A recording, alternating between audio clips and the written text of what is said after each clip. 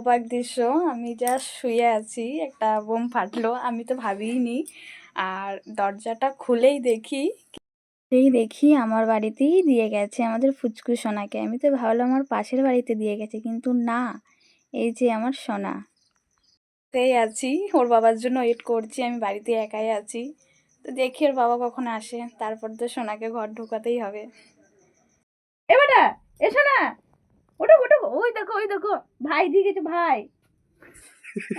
তুমি এক ভাই, এই যে ভাই ভাই চলে এসেছে, ওঠো ওঠো ওঠো, এসো না, উঠবে না, উঠবে না, ভাই নেবে না বলছি। ভাই নেবে না।